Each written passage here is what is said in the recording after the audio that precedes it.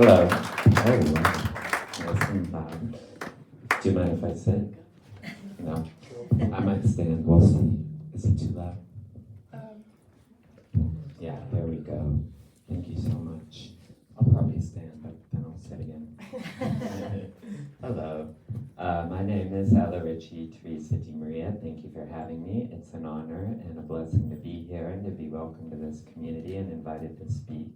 Thank you for all who are here in body and in spirit, seen and unseen. Welcome. Let's leave it there for emotional support. My talk is called, no, it's all right, Harmony in Wounded Beauty. And I'll read again that meditation from Ernest Holmes. And if we don't mind, let's close our eyes for about a minute. And as we close our eyes, I'd like us to each imagine individually a very beautiful place, perhaps our favorite beautiful place or a place we just love to be in. So I'll read this and then I'll count about 60 seconds. Beauty. I behold the beautiful and the pleasant. My eyes see only that which is beautiful to look upon. I will not see anything else nor believe in anything else. I know that beauty has entered into my life and will always remain there. I see only the beautiful. So I'll count for about 60.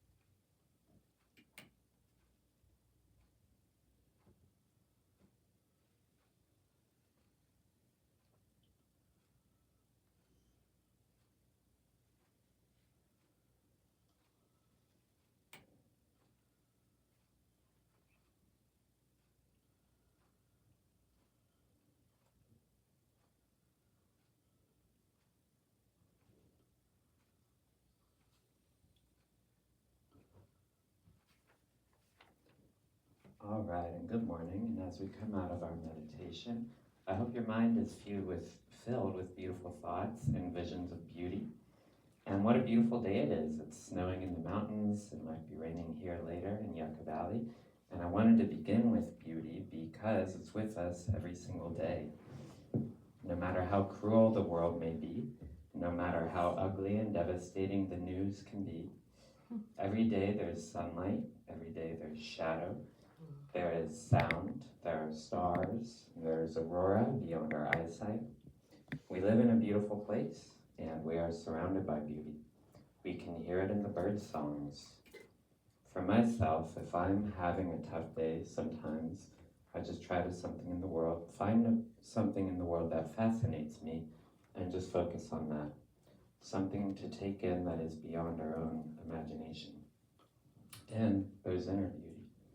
It's not all about what is outside us and around us, but it's our own capacity to see things, ourselves, and see others in a beautiful light.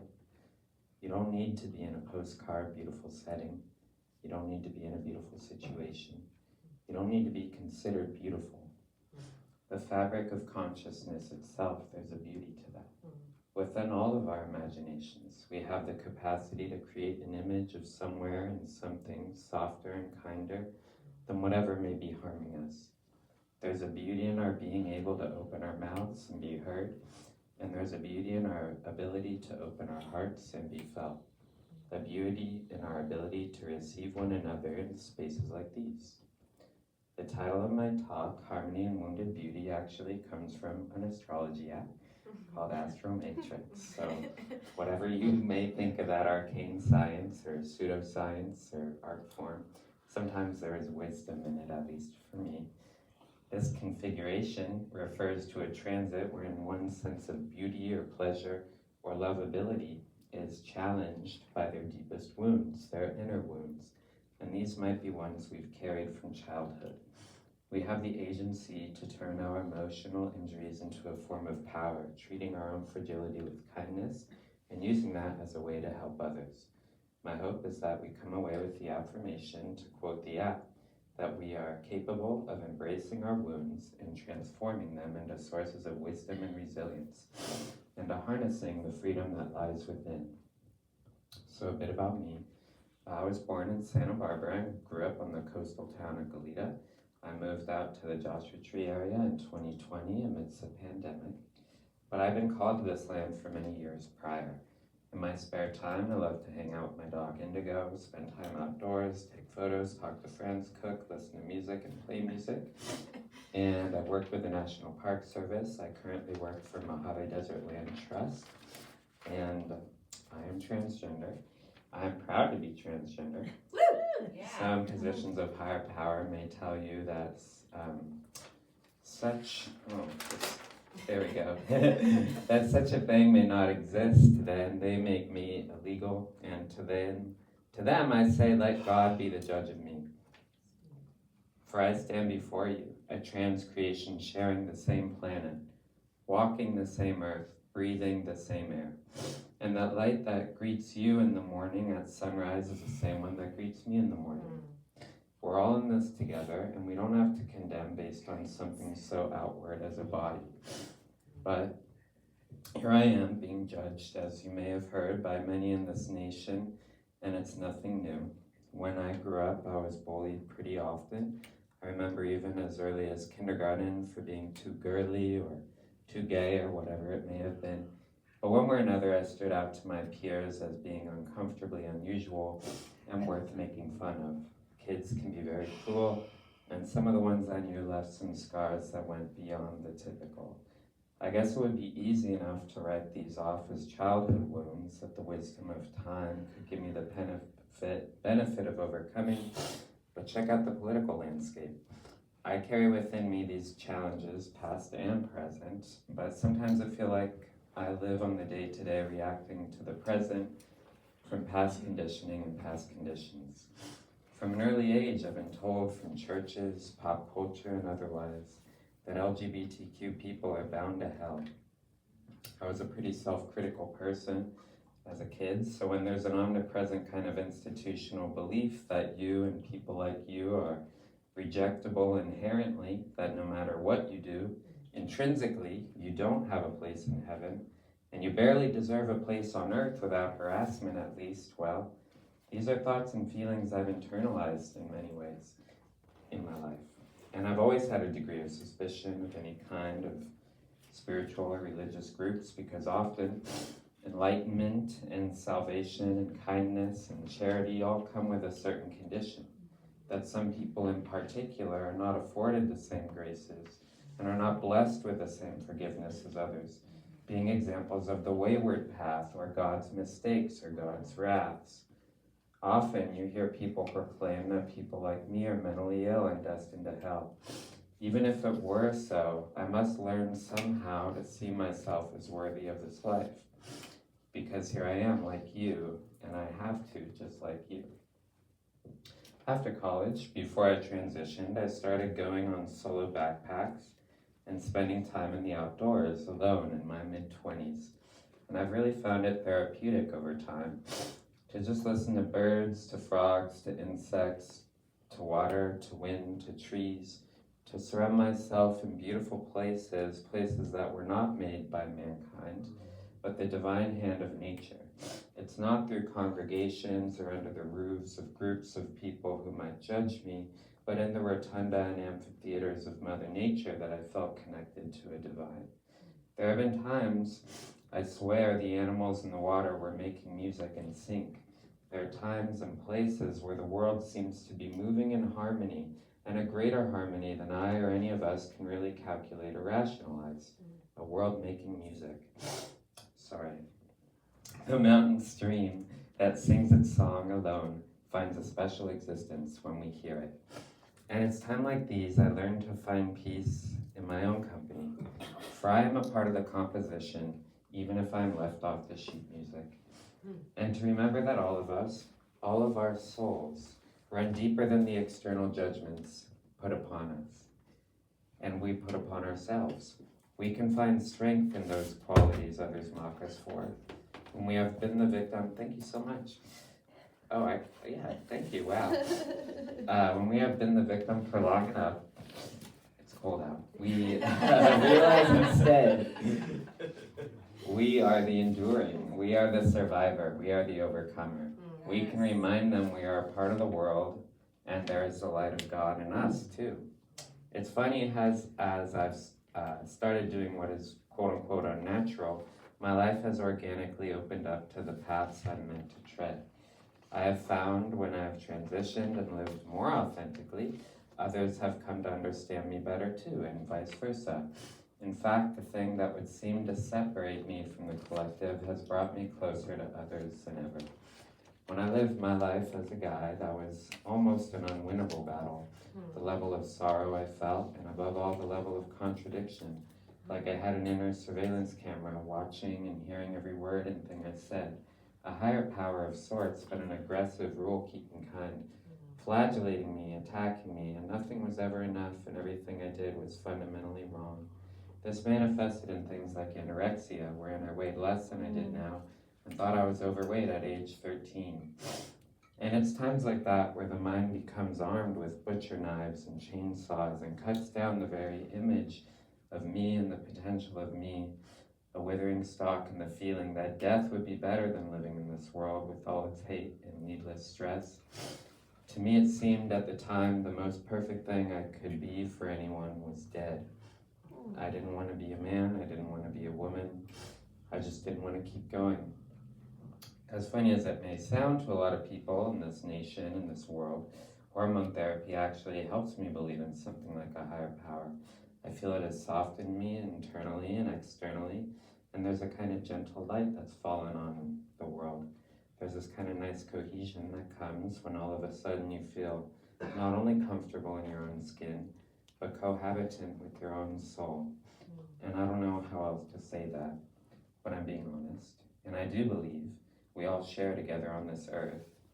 Even the people who hate me and would judge me, I know we share between us an energy, a life force, a spirit that transcends the body and transcends the gender. And even if you disdain me, I just think you are me too, and I am you too. We are one human conscious condemning and celebrating itself. Sometimes it feels like we're all panels on a moving zoetrope, and the light shines from within the core of humanity. And we're all perforated with individually beautiful designs of fragilities and complexities through which the light emanates through. And rounding as we do, together we create a moving picture of the whole, each of us a part of it. My friend Marina once said to me, try to see yourself through the eyes of a God who would love you anyways. I'm sure everyone in this room has had times where you feel like you're not good enough, or you're never enough. Whether it's you're not good enough at your job, you're not there enough for your kids, you're not following your calling, you're not good enough to yourself or others' expectations one way or another. Everybody hurts, and everybody was a wounded child. And my friend's words encouraged me to try to see myself and others through the eyes of a God who would love me no matter what. To overcome the judgments that are not just inside me, but all around me. For having lived so much of my life in opposition to myself, I've had to learn how to love even the half of me I or others may hate. And I recognize we all walk with inner wounds. Transitioning is full of ups and downs, and contradictions and difficulties and joys.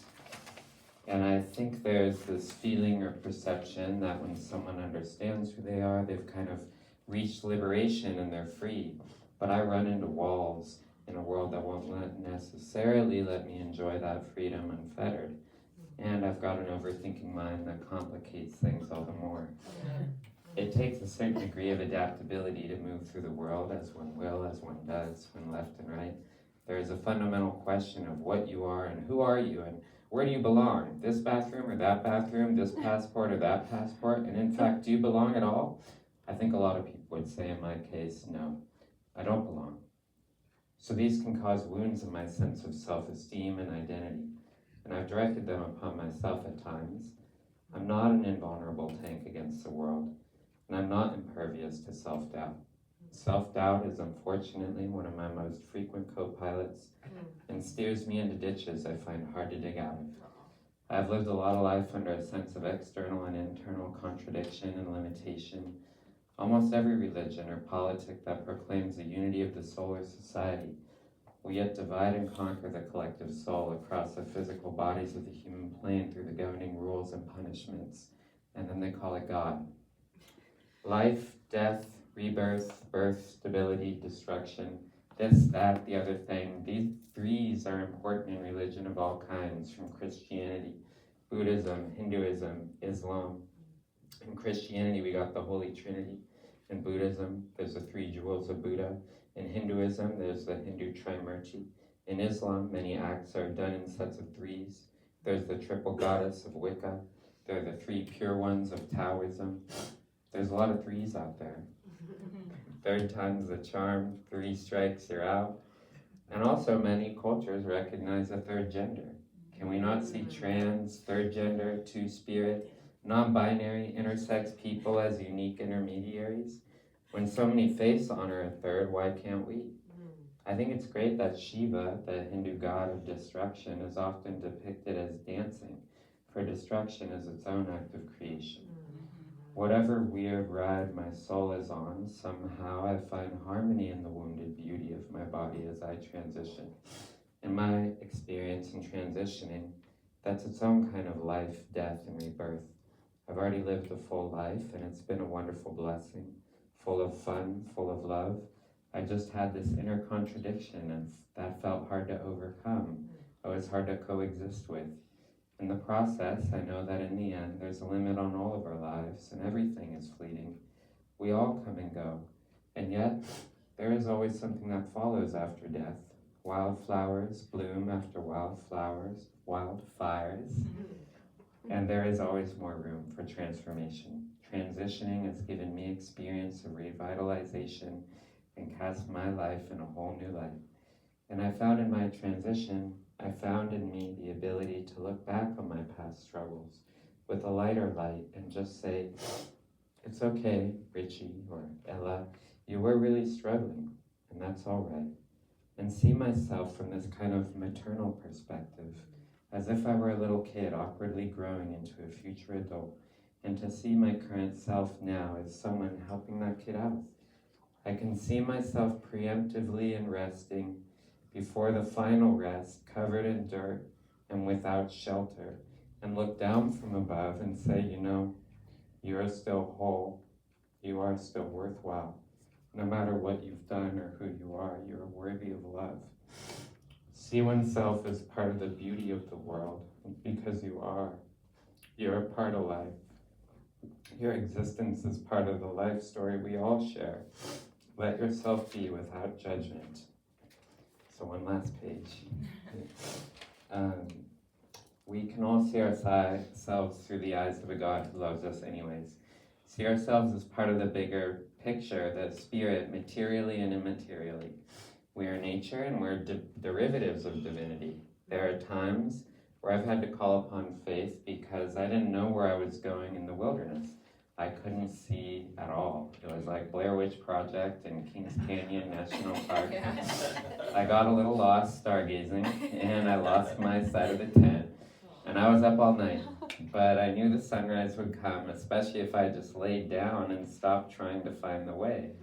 And there are times like that where I had to just say, just hold on and surrender and lay down. In that moment, laying on a windswept rock in the night, totally lost, I had to trust there was more for me ahead. There have been times where I just had to hold on to faith and know the sunrise would come, to just hold on and believe that there is a way out of here, and there is a freer path forward. All of us have the capacity to rewrite whatever limiting narratives we've lived within. And it doesn't have to be about gender, certainly not. It can be about any self-limiting belief we have about either our own potential or our own sense of belonging on this earth, our own sense of being as much a part of creation as the Joshua tree or the roadrunner. These kinds of things we say as indisputable, we can declare ourselves, I'm indisputable too, no matter the law. And even more to know that it is both a human and divine struggle to work through the challenges of life. It doesn't come easy, but as I see myself grow older, as I grow older, I see myself not like a lot of people do, as crawling ever closer to death, losing every ounce of my youth. No, I feel proud that I'm growing like an oak, maybe gnarled, maybe knobby, but with every new limb, a story with every new wrinkle, a history, and just this feeling that I've endured at this point. And that's given me an inner faith and an inner conviction to know that I can keep going, and I'm not afraid, because the light is on my side, and I'm not afraid. And hey, why not? I'm beautiful, and you're beautiful. I want to leave with this. And we? Everyone's beautiful. Oh my God! No, yes. Wow. No, and you're beautiful. And you're beautiful. The people we can't see, they're all beautiful. Everyone here is beautiful. I hope no one felt left out. You can do a talk back after you felt. You know. Hey, look within. Look within. And reflect upon a dream I had once during a time in my life where I was feeling depressed and uncertain of my future. It was a dream where there was an abandoned beach house at the foot of a cliff, and I went inside with a handsome surfer. The house hadn't been visited for decades. There was sand on the floor, and it was dark. And then I walked through the house, and I opened up the back door, and the door opened up to open ocean and sunlight. And from inside the house burst forth all these butterflies flying outward, and light touched the base. So I light touched the house for the first time in decades. Hundreds of butterflies were reflecting in the ocean. Some of them were swimming in the ocean, and others were taking to the sky. And there was this feeling like the butterflies had been waiting for many, many years to be let out, and they had been waiting for me to free them. And I want to offer that vision to you. Today, let that inner beauty you harness, that we all harness, in the dusty shelves of ourselves, radiate outward as we walk through the day, and remember that we are beautiful. We are a beautiful fabric, part and parcel of the world. We exist. We're part of the story of the universe. And no matter what human laws and lies may say, there are other and bigger laws at hand, and we're a part of them too. So thanks for having me, and have a